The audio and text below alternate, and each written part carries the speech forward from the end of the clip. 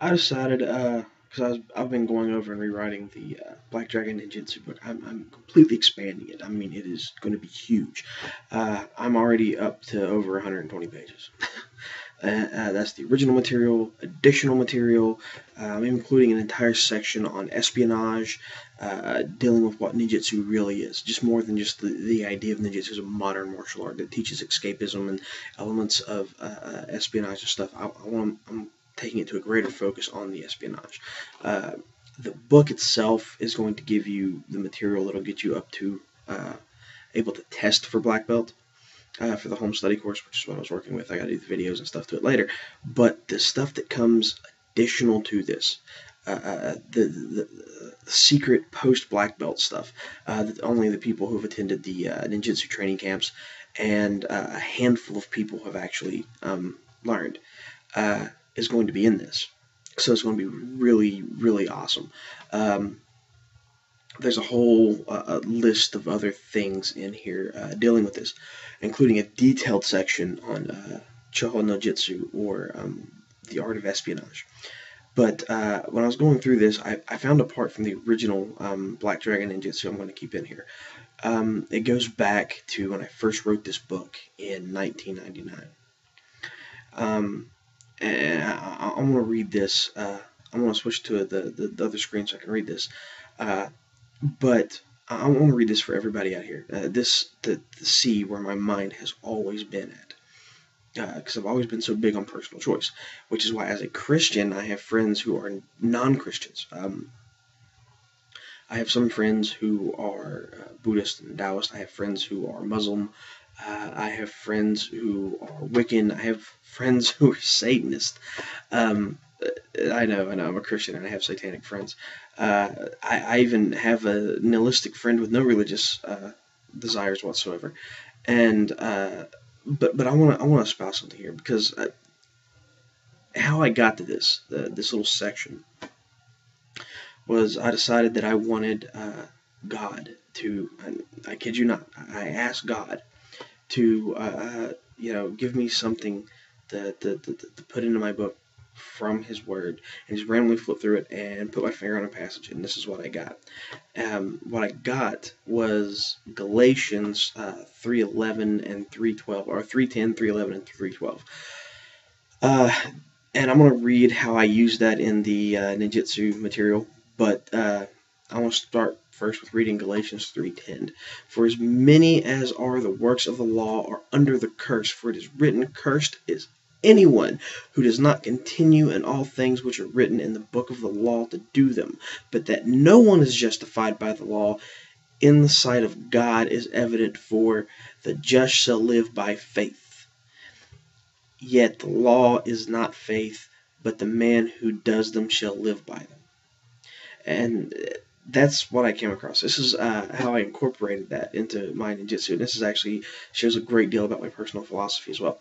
It says ninjutsu is not a martial art in the traditional sense. It is a way of living your life. Freedom isn't decided by the rights you were given by the state. Freedom is decided by your ability to choose. Choices have repercussions, and we must stick to those choices and suffer the repercussions no matter how bitter or sweet they are. Law is unimportant. God, who was born into this world to act with freedom as Jesus Christ, Jesus of Nazareth, Yeshua, said in Galatians 3:10, for as many as are of the works of the law are under the curse, for it is written, cursed is anyone who does not continue in all things which are written in the book of the law to do them. Galatians 3:11. But that no one is justified by the law, in that in the sight of God is evident, for the just shall live by faith. And Galatians 3:12. Yet the law is not faith, but the man who does them shall live by them. We are not as humans meant to be herded like cattle, yet every day we dredge to our enslavement to society, to an unspoken law that we must serve our country. Like all feudal peasants, we work and toil for that reason. For what reason? Because it is expected of us. The days of clans and families coming together for a greater truth seem to be so far removed from our world that we must embrace a fictional element of truth. In all ninja movies, the idea of a clan existing to this very day seems the most pronounced element of the ninja boom culture. It is never the ninja's power that made them so respected and attractive. It was the idea of a clan, a family, living in the old ways of a family in a world where we are all slaving peasants blinded by a promised of freedom, but are not truly free. And it I'm not going to go into reading the whole thing because I can keep going on. But I want to explain something to you about my mindset. I have always believed in free will. You are free to choose your religion. I don't care. I just don't like it when people start preaching about, how their religion is better than another religion or anything like that. I have a great deal of respect for the Muslim friends I have because of their beliefs.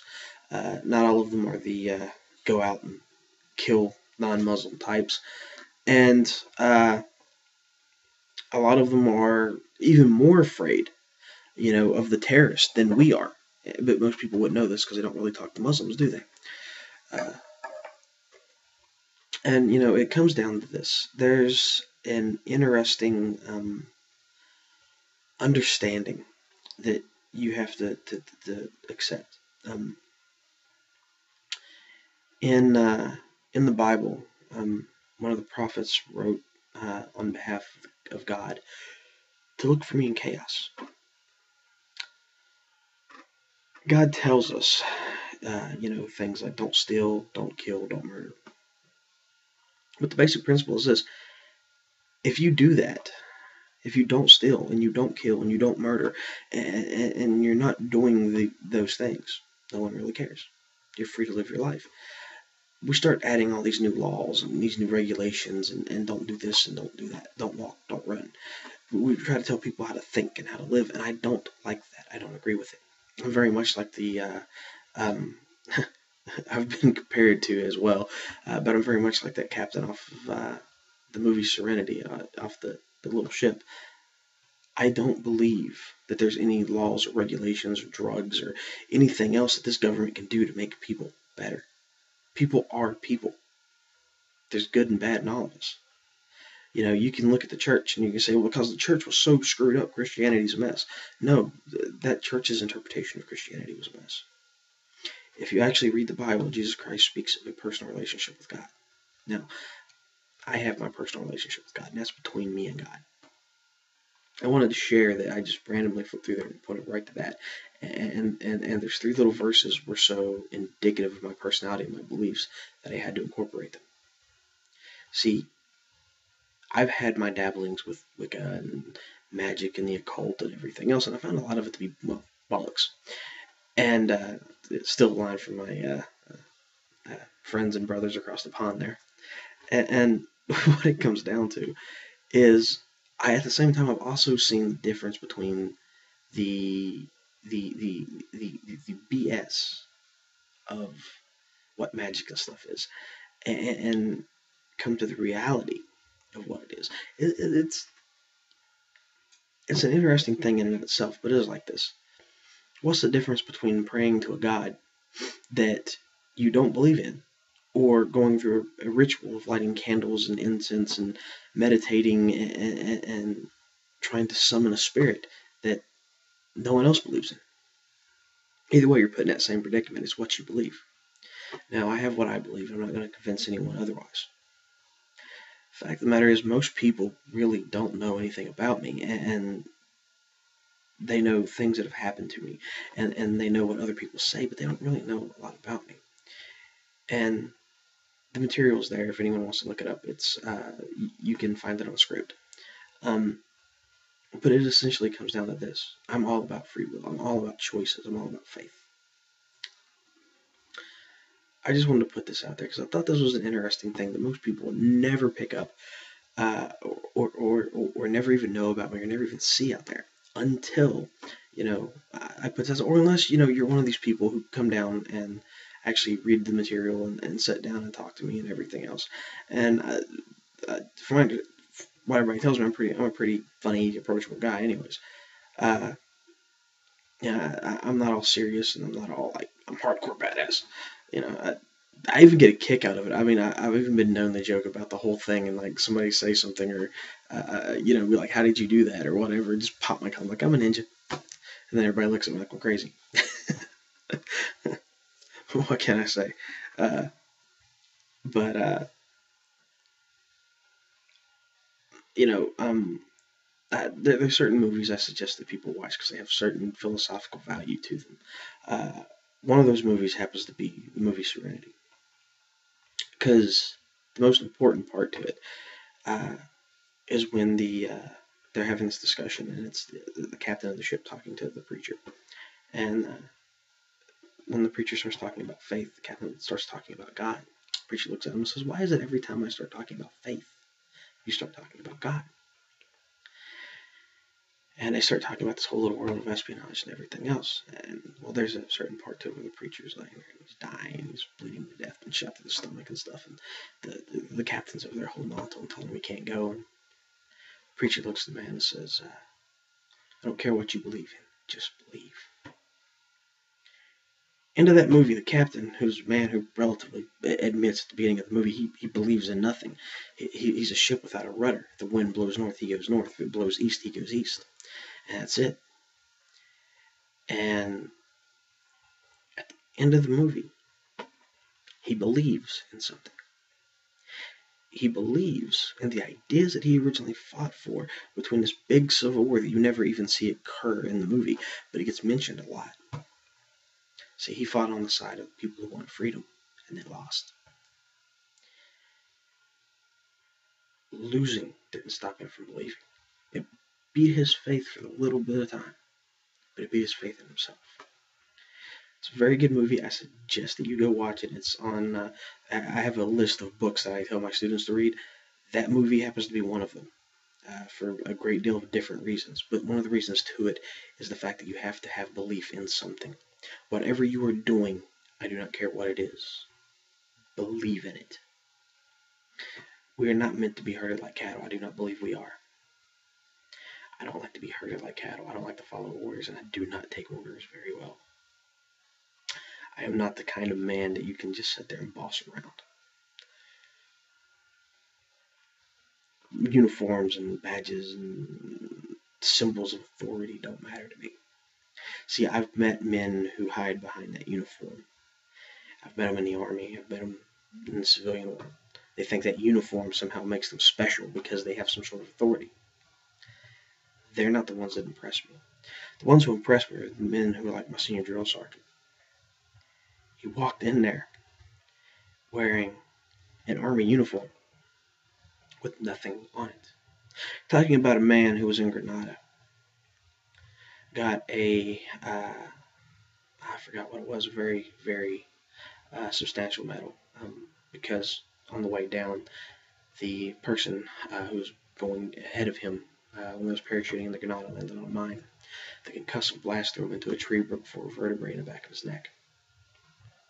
With a broken neck, he went on that minefield and he grabbed 2 guys and he pulled them off. The medic told him, "Your neck's swelling up. I think it's broke. You need to stay here." He went right back onto that minefield, ignored the medic, grabbed 2 more guys, and drugged them off of there. Legs and feet missing. As soon as he got back and he was ready to go again, medic shot him up with an auto ejector of morphine, and it put him down. But he went onto a minefield with a broken neck and saved 4 men's lives. He doesn't get out and brag about it. It took him forever to tell us about it. And when he first walked in, he looked just like the rest of us. Nothing on his uniform, no patch, no nothing, no rank, nothing. He looked like a private. He looked like any number of the prior military guys that was in there that was in their 20s and 30s and stuff that was coming in that was going to be stuck with E4 rank, but for the whole time they're in basic they had no rank on that column. And fit right on in with us.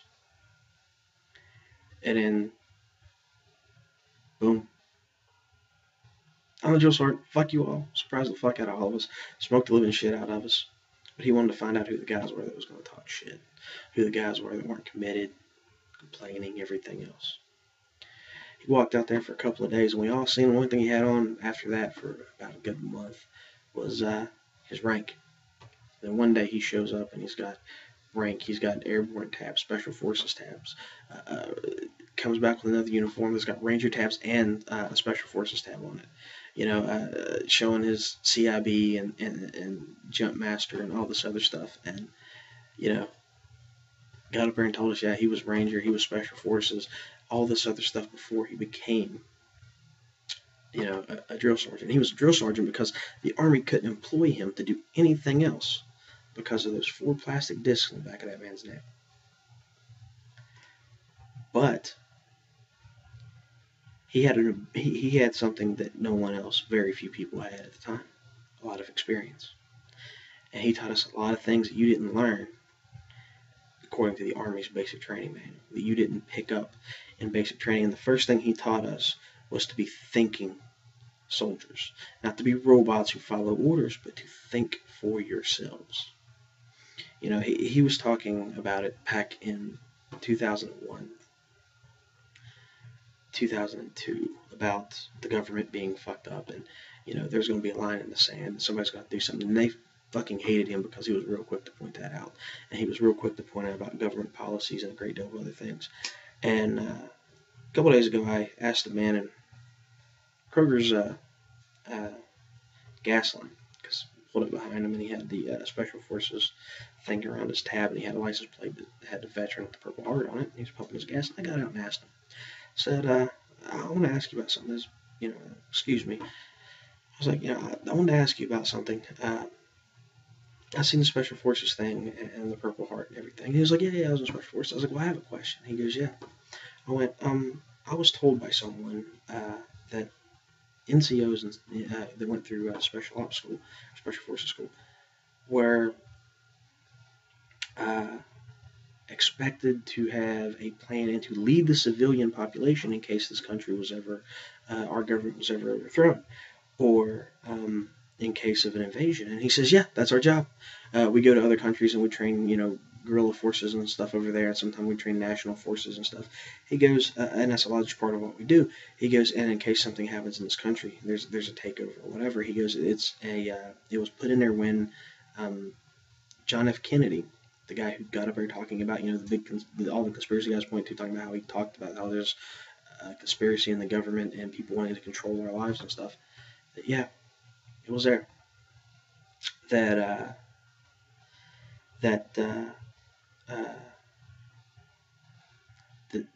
our special forces are trained and are expected, even as veterans, even as Purple-Hearted veterans who are retired from the military, who are at home and they're used to fishing and doing whatever, that they have a duty, having been special forces, to lead the people if something should happen in this country.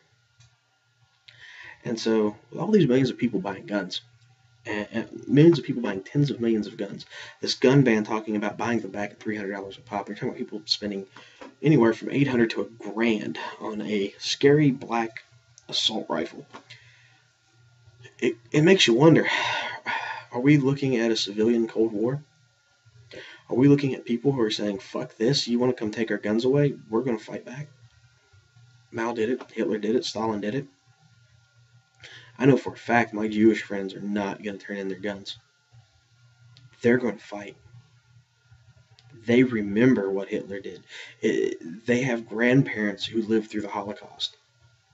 I have great-grandparents, well, I have great-grandparents who are dead now, but they lived through it. Great aunts and everything else who survived that. You really think that anyone's going to... No. See, I might not be Jewish, but I have a good bit of Jewish friends, and they've taught me one good, very important lesson. If you don't have faith in something, you're hit. Taught me another important lesson too. Learned from the past. They don't have school shootings like what we have with Sandy Hook and everything in Israel. Their school teachers carry guns. They have enemies surrounding them on all sides, and they are ready to fight. Makes you wonder what the American people's trying to do.